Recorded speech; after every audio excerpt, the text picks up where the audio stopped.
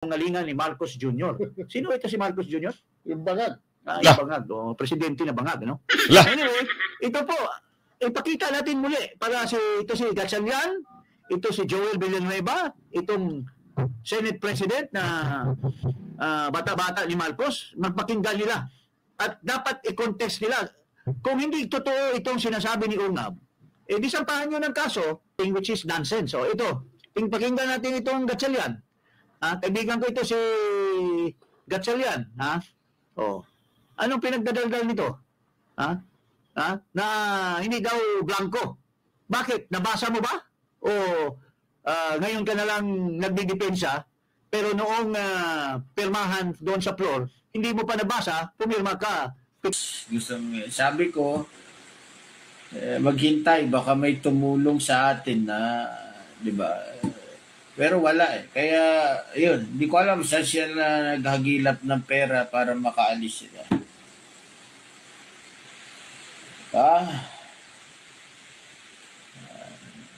Ayun, kaya huwag yun nagsubukan yung ginagawa ko kung meron mang gustong sumubok.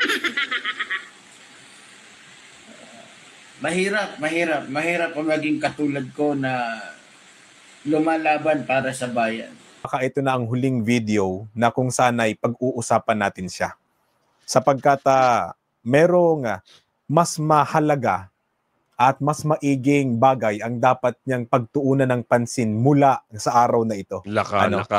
Well, gaya ng nabasa po ninyo sa thumbnail o nakita ninyo sa title ng video na ito, nakasuhan na. Talagang nakasuhan na, certified na. Meron nang nag-file ng kaso laban kay Epipanyo Labrador. Yes. Magandang hapon muli sa ating mga kasama. Nandito na naman si Kuya Goods nagbabalik. At syempre, kung hindi ka pa nakasubscribe sa ating channel, pasubscribe na lang po at hit mo na rin yung bell para lagi kang updated sa ating mga video.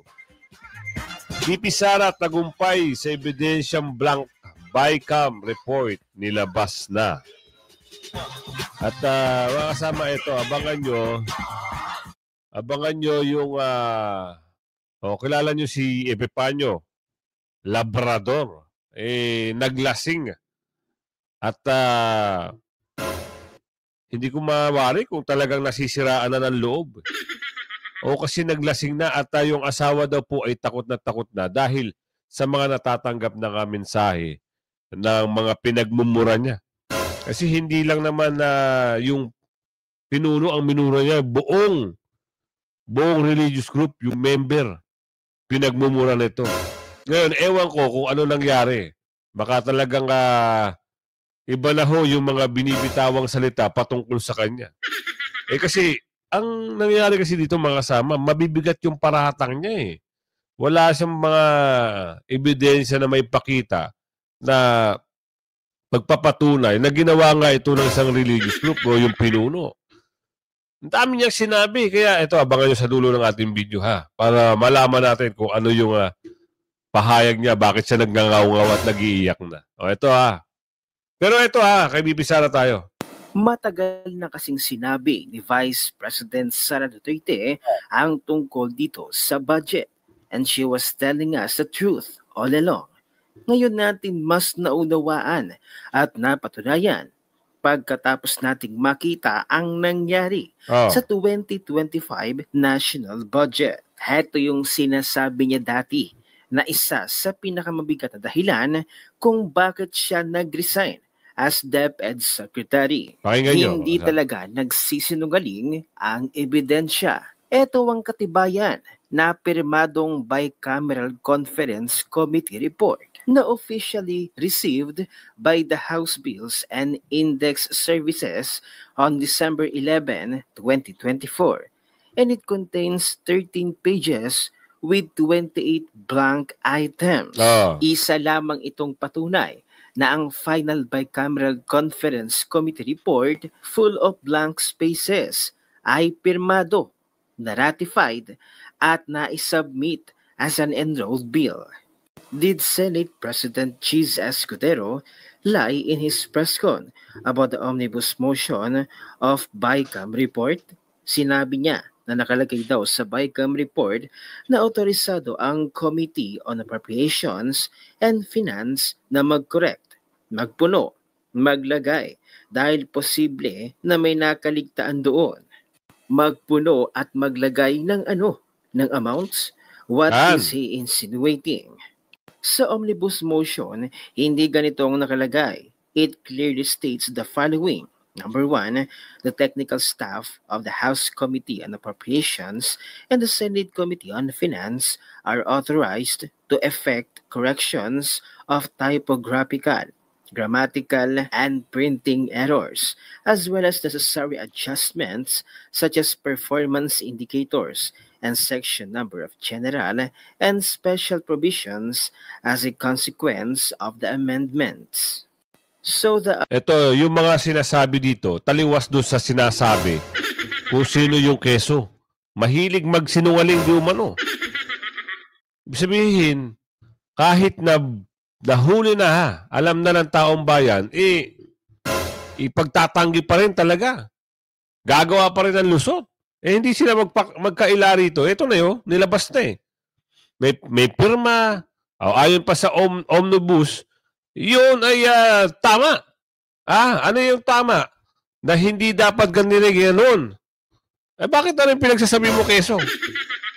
Ay, napahiya ka ngayon dito sa nilabas na ebidensya ni Chikadora na ito. Diba?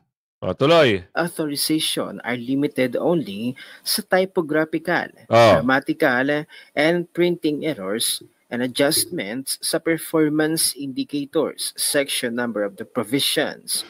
So paano ang mga blanco mismo? Oh my goodness, jeez. Can you further clarify? May ibang parte ba ng BICAM report na nakalagay ang sinasabi mo? Kaya nga ngayong napatunayan na mayroon talagang blanco sa BICAM report, isa-isa na silang nagtuturuan. Ngunit ano nga ba ang kahinatnan ng mga pumirma sa blankong BICAM? At ayon pa kay Attorney Vic Rodriguez, maraming kasong kakaharapin ng mga pumirma sa blankong BICAM. Maging ang Department of Budget and Management ay tumatanggi na. Hindi daw sila bahagi ng BICAM. Nako? Kaya tama talaga ang mga Ano yung narinig natin? Hindi sila bahagi ng BICAM. Sila nga yung nagsisipirma doon. Bakit hindi? Aba. Ibang klase na, tanggihan na, turuan na, laglagan na ito, malamang.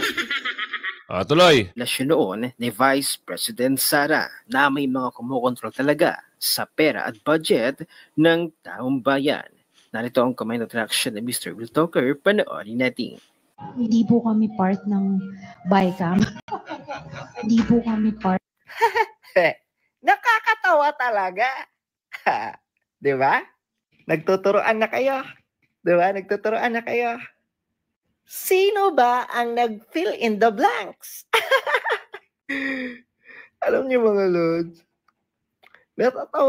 natatawa at nakakahiya ang lahat ng nakapaligid sa Marcos administration ngayon. Sa totoo lang. Ito sa lahat ng involved dyan sa pag-hocus-pocus nyo sa budget ng 2025, wala ba kayong konsensya? Talagang tinitwist nyo pa ang mga Pilipino.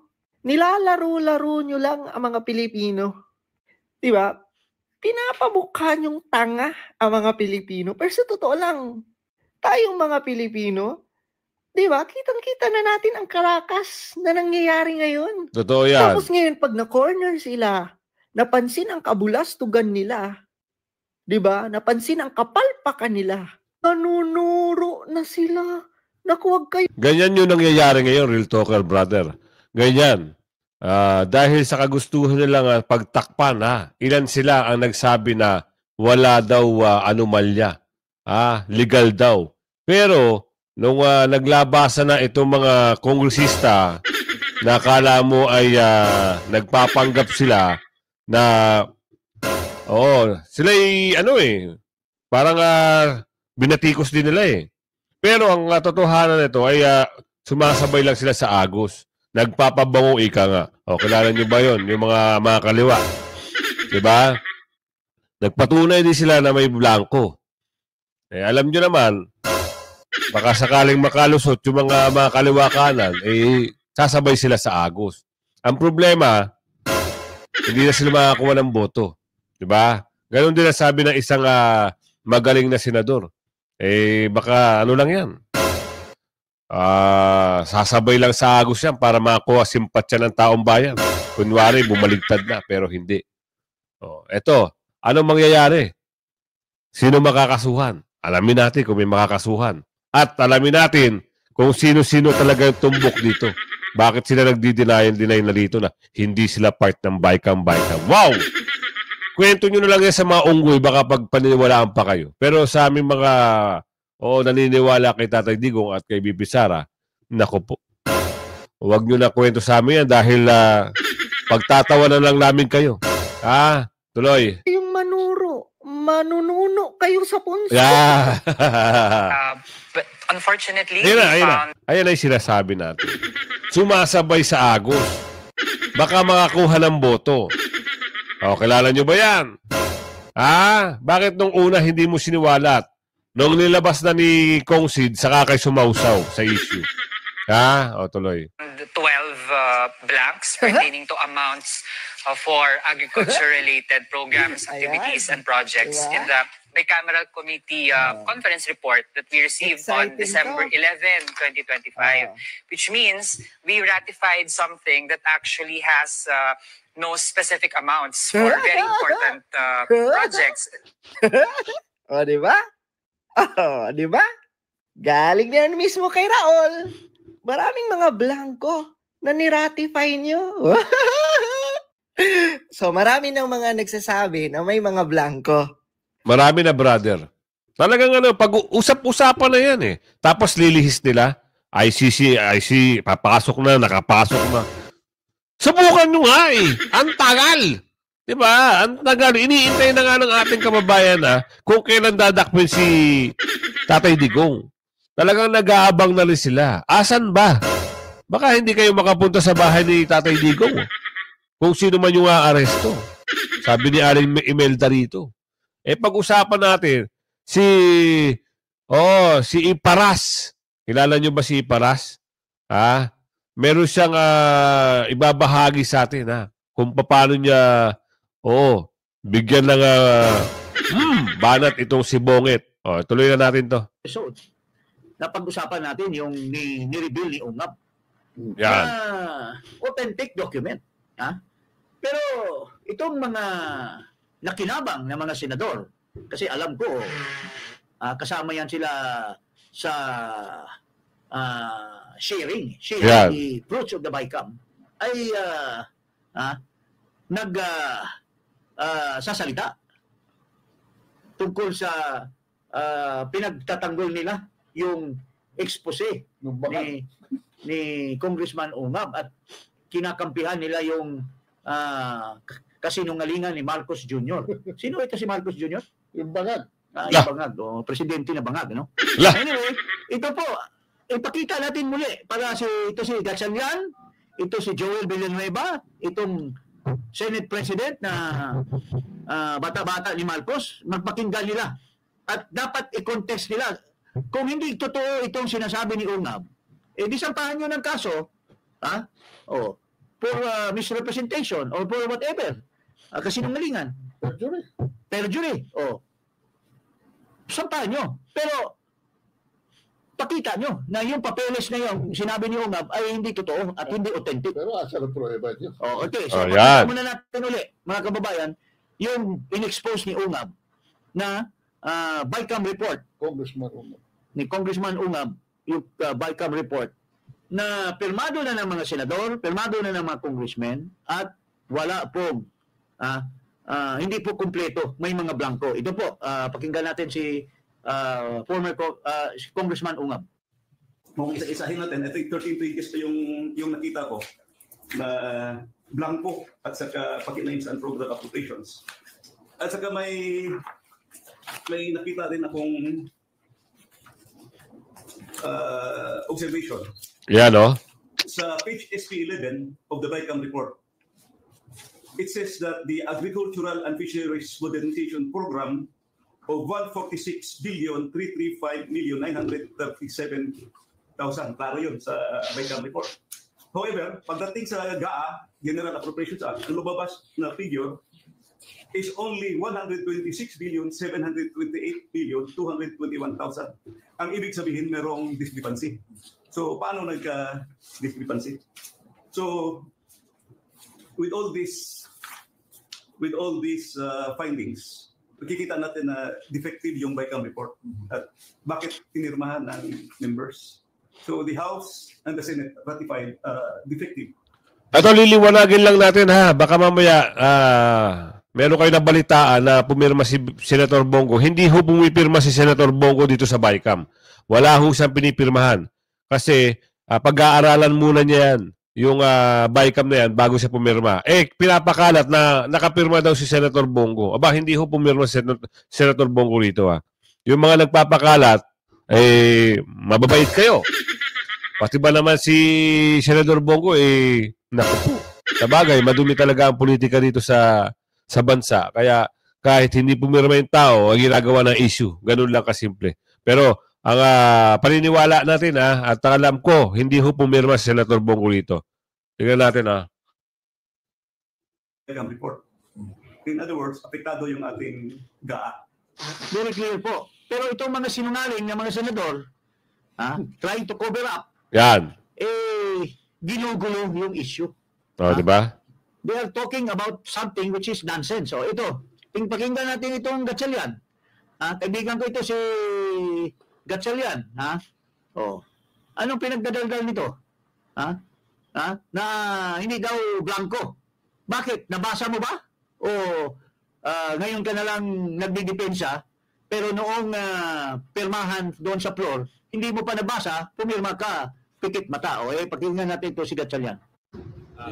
Pinapirmahan namin yung front page, pero rini-review ng mga staff lahat ng mga annexes, lahat ng mga attachments, at of course rini-review din yan ng chairman bago pina-finalize. So yan ang pagkaalam ko sa proseso natin. Tingnan mo itong kumag na to. I mean, with due respect, magkaibigan ganun to, pero pabalang-balang naman yung sinasabi mo. Why would you sign the front page? Para kang pumirma ng blank check na wala pang amount. Pwede ba yun? Tapos pinapalibyo mo sa staff mo. So, nakita mo ba yung pirma niya? May pirma siya eh. May pirma siya. May pirma siya. Nakita mo rin yung dito pa lang sa sinasabi mo, Sherwin, paling Sherwin, with due respect, why would you sign a document, even if the front page, when you have not even seen the whole complete document? Tapos papareview mo sa team mo. Siyempre yung team mo, nakita na yung pirma mo, they will just ignore whatever they have seen it kasi you have already placed an imprimatur. Tama ba yan? Isang senador katulad mo na magpipirma, blanco pa? Ikaw na mismo, you have admitted that you have signed it, pero pinapareview mo sa hindi ba ang before signing? Hindi ba ang responsible person na may utak at matalino, kumpletuhin mo na ang review bago ka pipirma ng buong dokumento. You yourself has admitted, tapos ipapalabas mo sa media na pumirma na walang blanco. Paano mo nalalaman na walang blanco? Pumirma ka na nga na hindi mo pa napareview sa mga staff mo. So, ibig mo sabihin, hindi mo binasa yung dokumento. Pwede ba yun? It's the most important act of Congress, yung to prepare the budget. So, as a responsible senator, you should have read every page of it. Then, when you are satisfied, hindi mo ipaubaya sa staff mo yan, pare. Tama naman sinasabi nila kuya. Kung ikaw ay responsable, alamin mo kung ano yung mga detalye ng pipirmahan mo. Paano pala kung ang pinirmahan mo hindi mo binasa ay makukulong ka na? Di kulong ka. Ngayon, papareview mo ngayon. May pirma ka na. Ay, nako, talaga naman. Ay, nako. Ibig sabihin, pag nakita ng staff mo na may pirma ka na, hindi na niya na yun. Wala na. Nakapirma ka na Alam nga namang, sabihan ka pa, Senador, mali ho ito. Di nasupalpal mo pa yung staff mo. Ganun lang kasimple. Kaya sa susunod, para hindi ho kayo madawit at malinis ang pangalan nyo at hindi masira ang iyong karir, basa-basa rin pag may time. Intindihin mabuti. Ngayon, nakapirma kayo. Ano mangyayari ngayon? You have to read every page of the BICAM report. Tapos, pag kumpleto, walang blanco, saka kapipirma. Pero ang nangyari dito, pinirmahan mo na bago mo pinareview.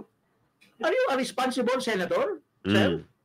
Tagtatanong lang po kami, mga ordinary people.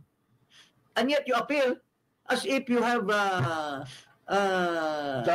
done your homework and you are defending the statement of Marcos. Ano to? Marcos Bangag. Marcos Bangag. Kasi yung kapatid mo ay henchman ni Marcos sa DSWD. Kaya kaya naman pala. Oo. Meron palang gano'n na usapin. Tuloy. Ididepensa yung mga kasinungalingan ni Marcos. Sabi niya, masasalungat yun. Ito naman ang isa. Ito naman ang isa. Ito, kaibigan ko rin ito Ito, mainit ako dito Itong Joel Villanueva. Si Tess naman. Ito. Pakinggan natin naman kung ano namang alibay nito. I've never heard of any blank BICAM report. Una, no, I never heard of anything like that. And number two, yun nga, it's kind of weird every time I hear people talking about the constitutionality of such committee report, because when you question the constitutionality of measure, it's the law itself, hindi yung report. Yung kukwestiyonin mo yung law, yung batas na ipinasa ng both houses. Posible na may blankong items.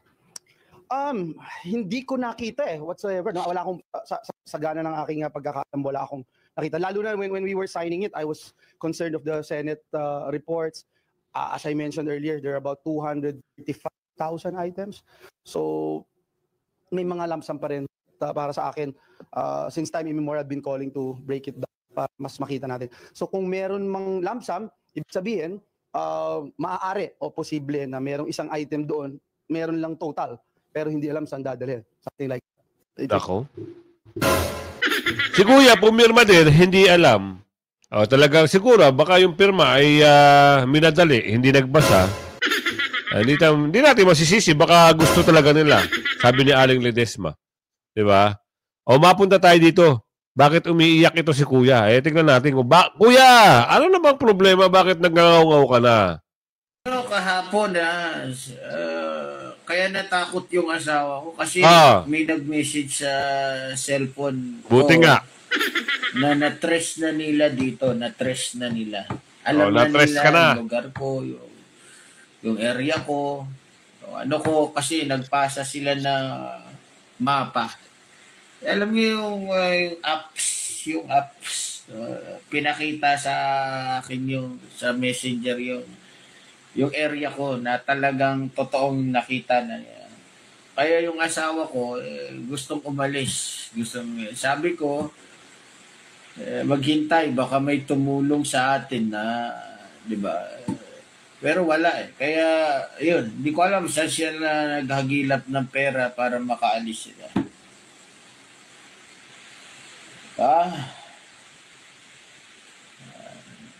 Kaya, huwag yun nagsubukan yung ginagawa ko kung meron mang gustong sumubok. Mahirap ang maging katulad ko na lumalaban para sa bayan. Pwedeng yung pamilya mo, yung anak mo, asawa mo mawala sa'yo. Dahil madadala sa takot. Pero kung ito yung aking magiging karanasan sa aking tatanggol kay PBBM, buong puso kong tatanggapin. Huwag ka mag-alala, Sir PBBM, hindi ako magbabago. Sa'yo ko, Sir Romualdez, hindi magbabago. Kahit hindi ko pinapansin, kahit, di ba? Yeah.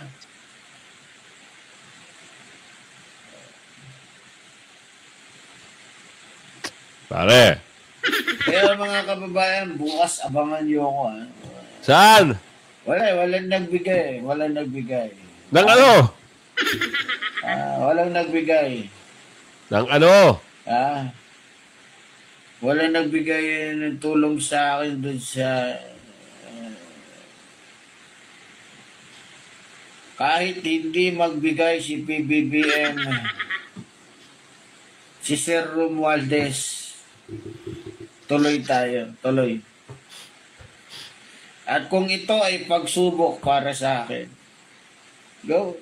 Sige, hanggat gusto niyo ako subukin. Hanggang sa mamatay ako, go. Ang problema sa iyo, pare, masyado kang bumibira ng hindi dapat bumira. Ginawa mong punching bag ang isang grupo, yung religious group.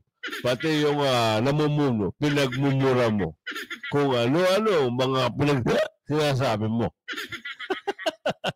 Ngayon, iniwanan ka ng asawa at anak mo dahil may banta ba sa buhay mo. Kasi naman, ayusin mo ang ugali mo. Ito mga kasama, nakakatanggap na ho siya ng mga mensahe na hindi maganda. Dahil kung natatandaan nyo, wala hong ginagawa sa kanya yung Iglesia ni Cristo at yung namumuno at yung mga miyembro. Pinagmumura nito ni Kuya. Maraming masasakit na salita ang binitawan nito. Kaya, eto na, nagngangaw-ngaw na. Iniwanan ng asawa. Dahil natatakot na rin ho yung asawa. Dahil hindi ho biro naman kasi.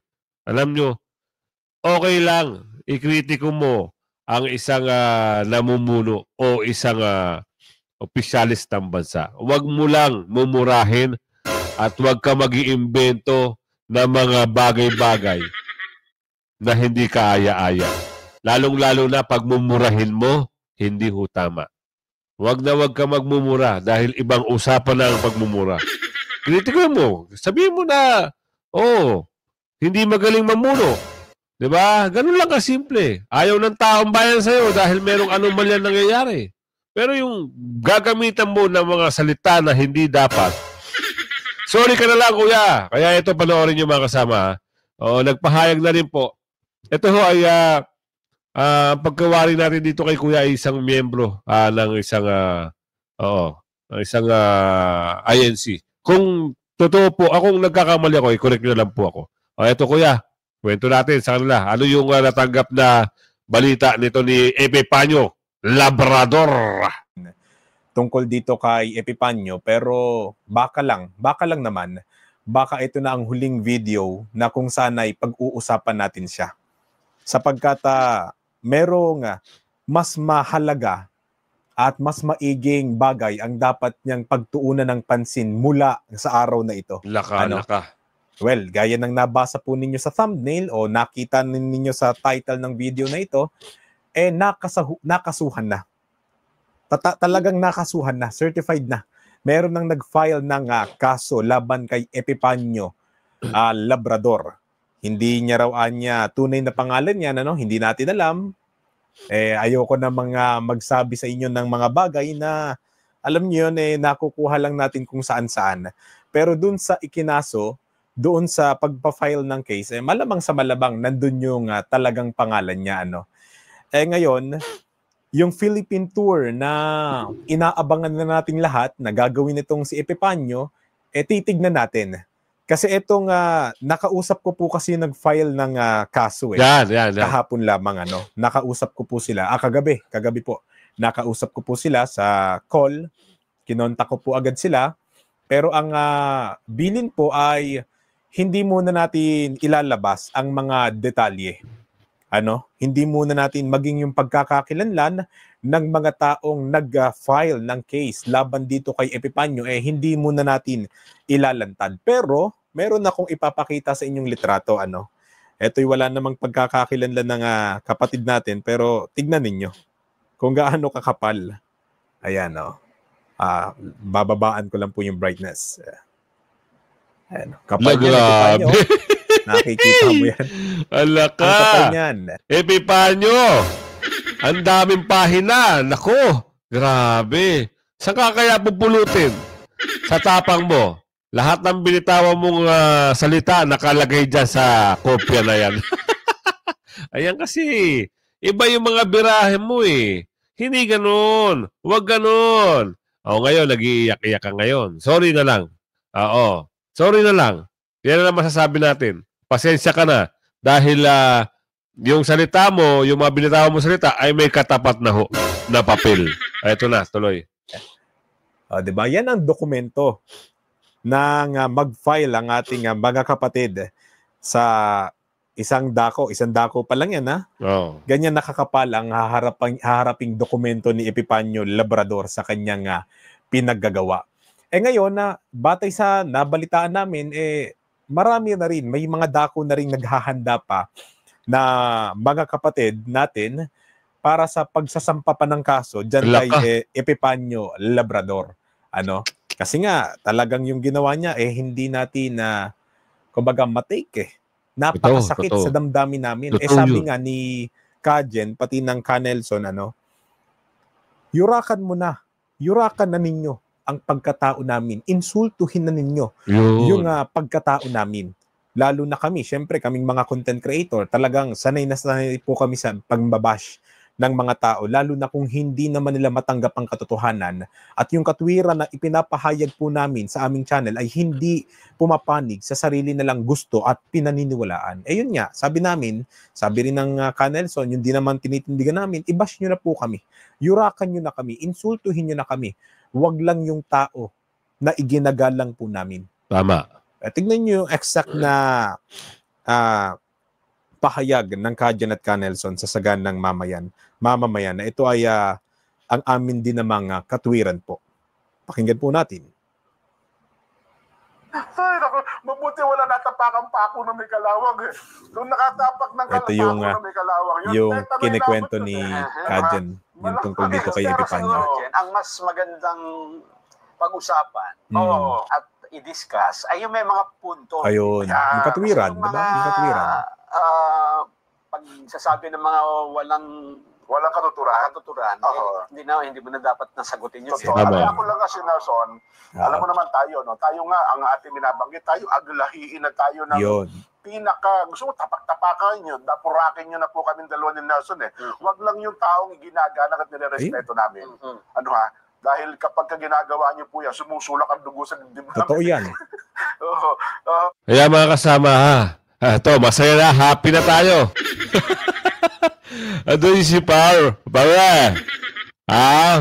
Ano na kaya makayaan sa'yo? Ito, baka abangan natin yung update, patungkol dito kay... pero ang usapin, meron na makakapal na dokumento. Alam niyo naman kung ano yung binabanggit dyan. Lagi kayong maabang Kung hindi ka pa nakasubscribe, mag-subscribe ka na. Huwag kang pahuli sa mga balita, issue at reaksyon ng bayan. Hanggang sa muli. Bye-bye!